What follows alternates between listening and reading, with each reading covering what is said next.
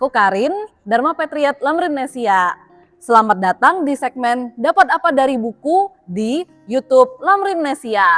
Jadi di sini aku mau cerita soal apa yang aku dapat dari baca buku, terutama buku Dharma. Kali ini aku mau cerita tentang buku, apa yang aku dapat dari buku Hati Tanpa Gentar. Nah, ini kan kita udah akhir tahun ya, udah mau tahun baru.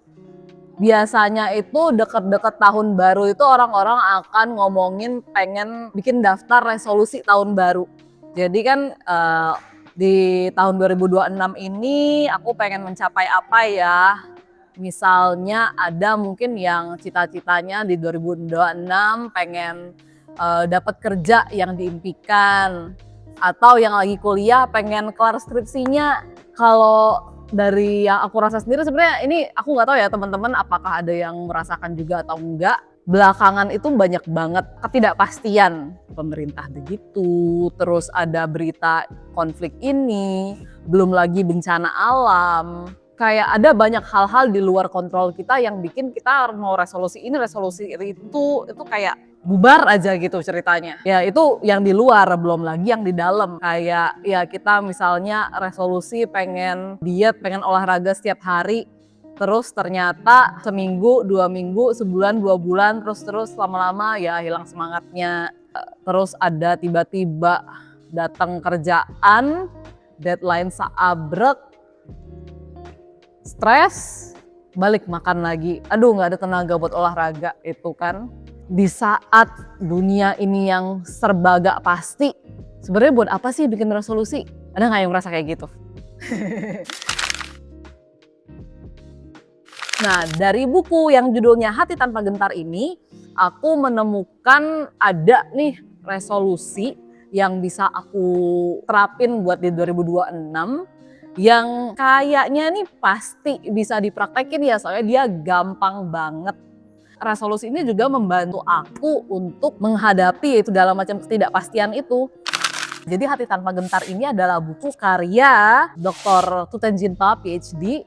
Thupten Jinpa ini adalah, jadi beliau itu sebelum kuliah dapat PhD, beliau itu juga sudah kuliah di biara Buddhis sampai ke level namanya itu level Geshe. Jadi beliau itu sudah kayak doktor dalam filsafat Buddhis. Nah, setelah beliau mencapai gelar doktor di filsafat Buddhis itu, beliau pergi lagi ke Inggris untuk dapat doktor dari ilmu sekuler. Nah, dari situ beliau itu banyak melakukan penelitian-penelitian yang melihat dampak dari praktek-praktek Buddhis secara ilmiah ke mental manusia. Salah satunya itu adalah beliau bekerja sama dengan Universitas Stanford untuk membuat program yang namanya Compassion Cultivation Training. Jadi di situ beliau itu banyak menemukan kayak bukti-bukti ilmiah tentang manfaat praktek compassion atau welas asih ke kondisi pikiran manusia, ke masyarakat, dan hasil yang beliau temukan adalah ternyata compassion ini sangat kita butuhin buat kesehatan mental kita. Jadi kalau kita mungkin udah sering dengar, oh kita perlu, misalnya buat orang-orang yang saya pengen lebih secara mental lebih sehat, itu kan oh boleh latih, kayak misalnya kita latih hidup kesadaran, mindfulness, ternyata itu nggak cukup. Tapi itu bisa diarahkan lebih, yaitu dengan melatih compassion ini.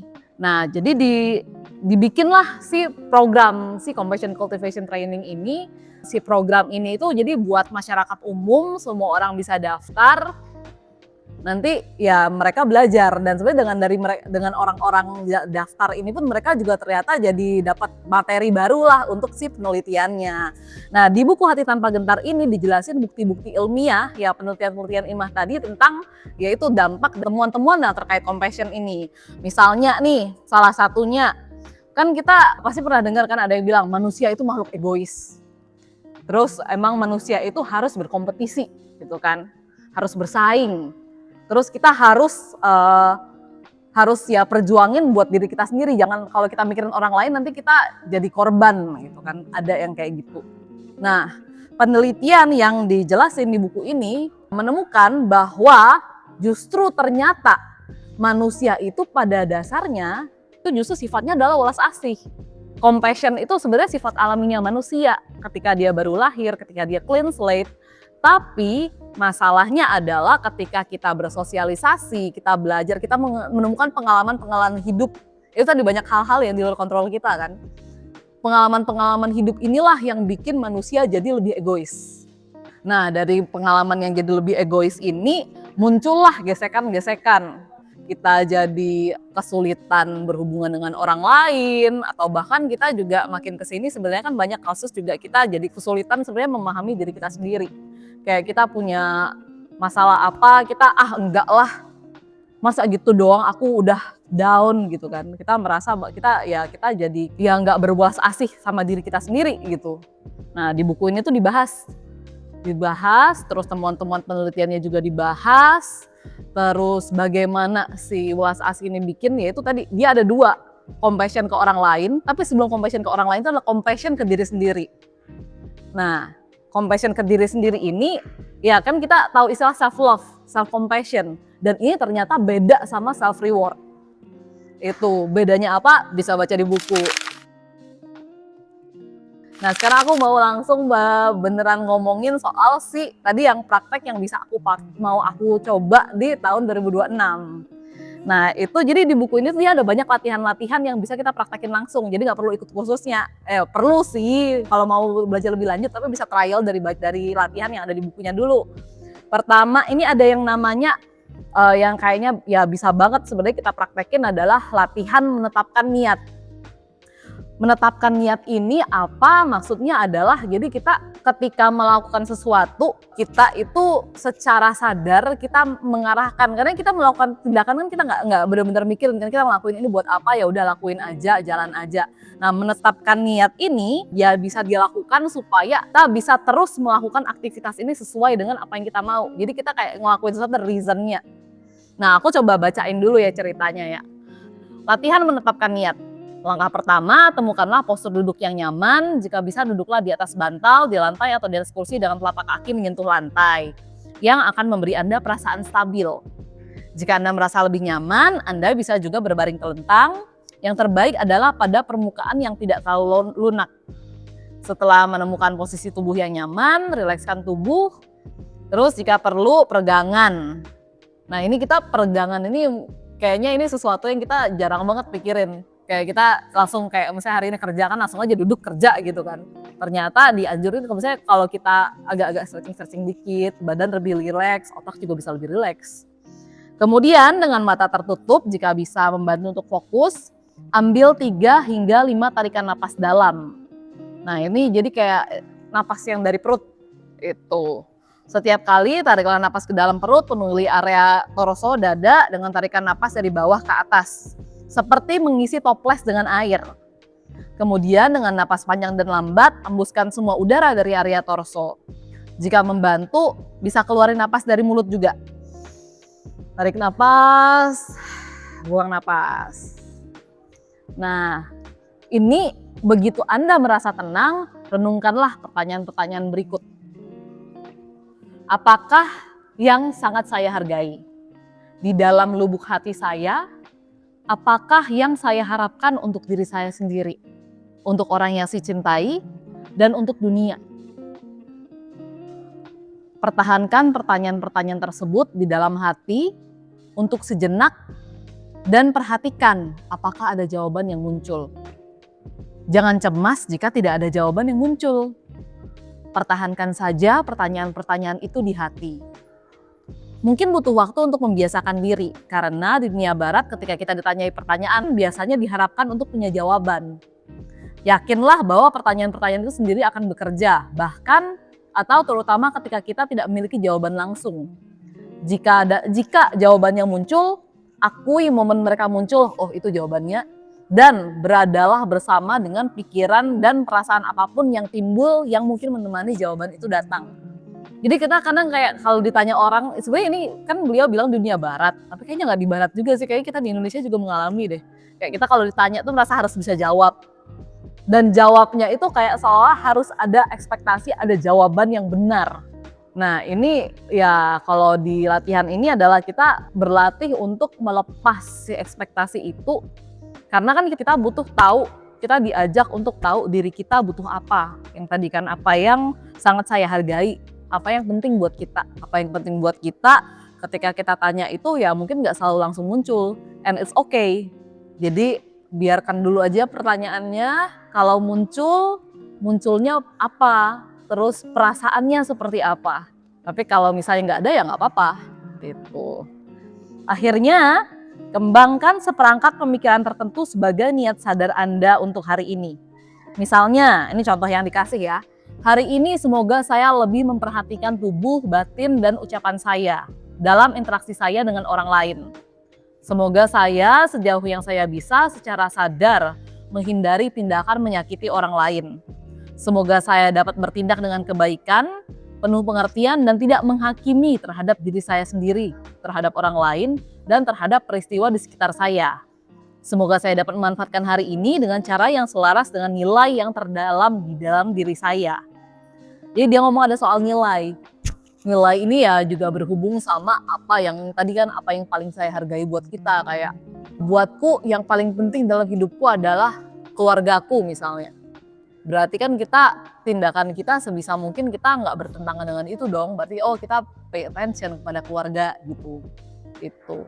Dengan demikian kita bisa mewarnai hari yang kita lewati.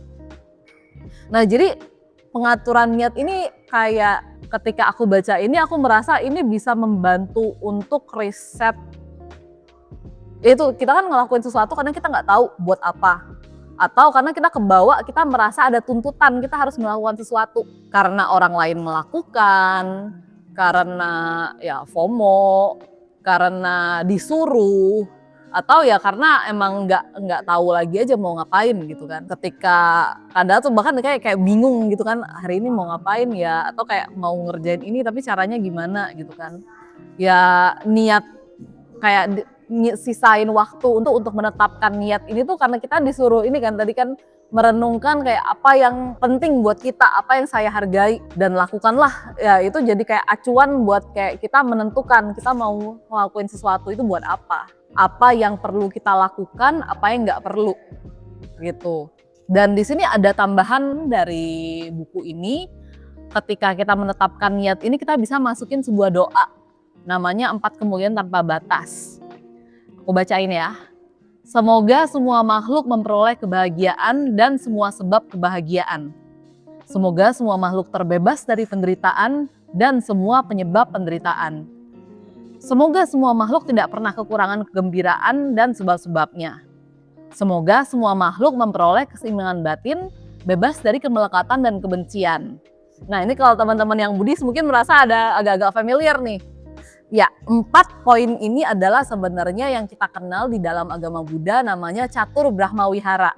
Yaitu ada 4 sifat luhur.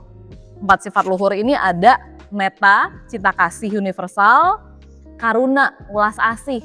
Terus ada mudita. Mudita itu kita ikut senang dengan kebahagiaan orang lain atau kebajikan orang lain.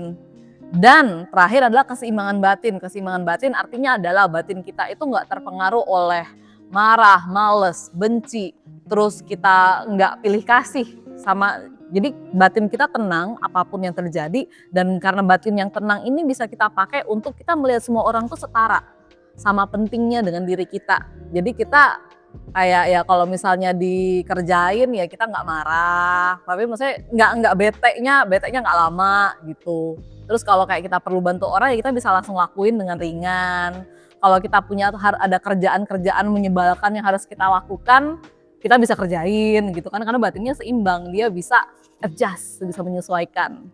Nah 4 kemuliaan tanpa batas ini dimasukin di sini, ya dimasukin ke latihan yang menetapkan niat sehari-hari. Karena yang 4 ini kan hal baik ya, cinta kasih itu adalah kita pengen orang lain bahagia. Welas asih itu adalah kita pengen orang berhenti, kita pengen orang bebas dari penderitaan yang lagi dialami.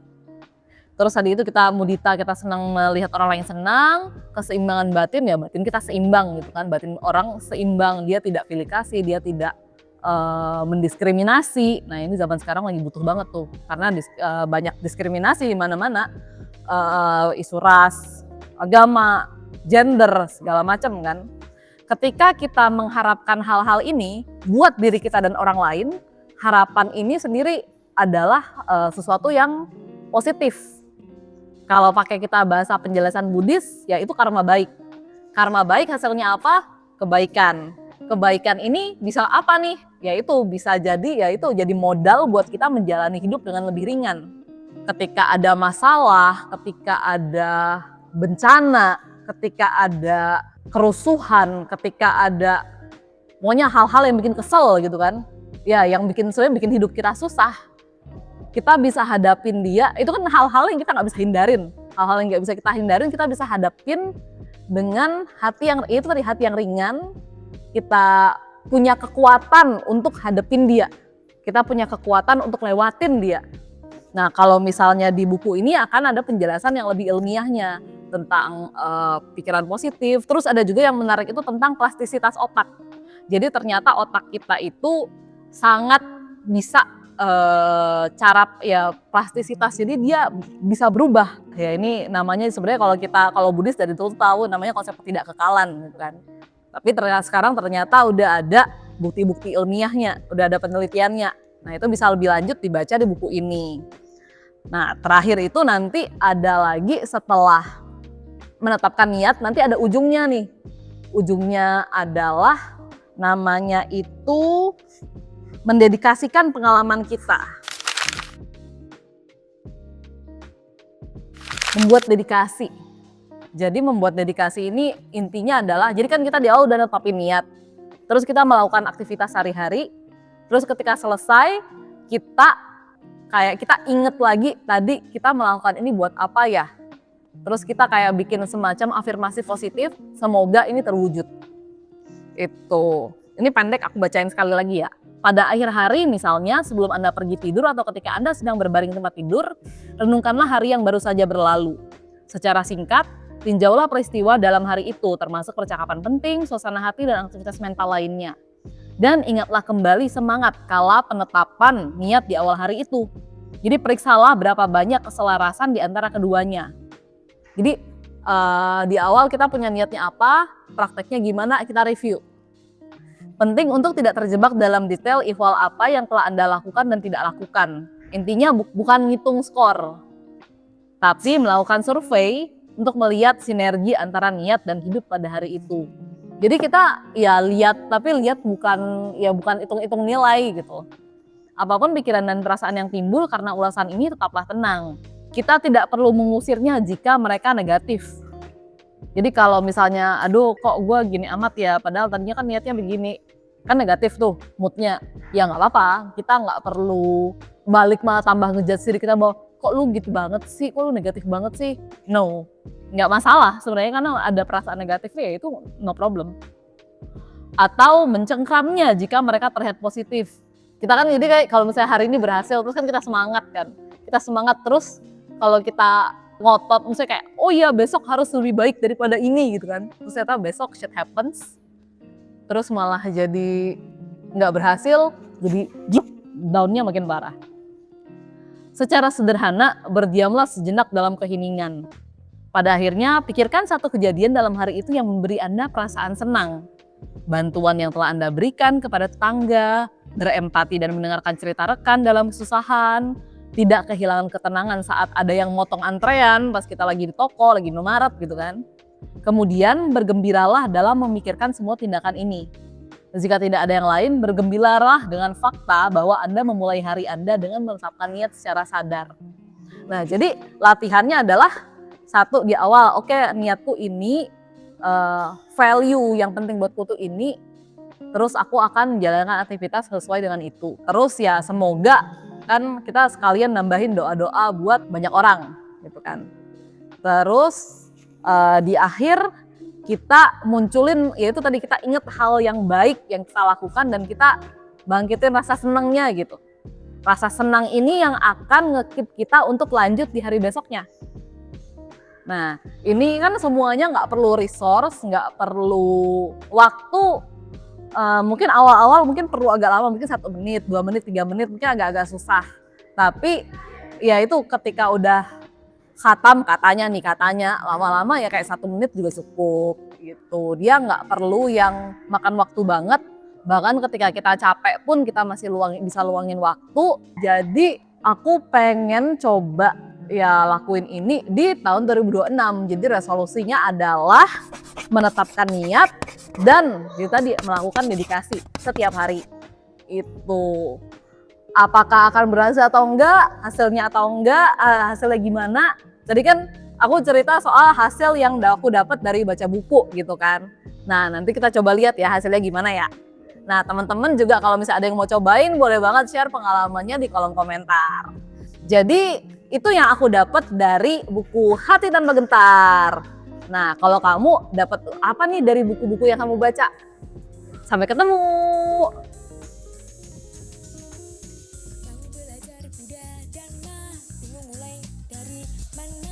Oke.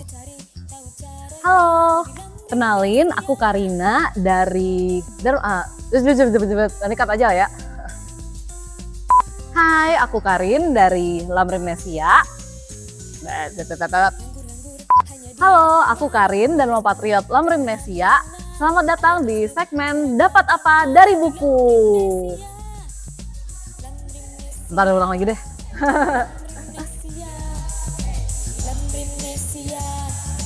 Lamrimnesia.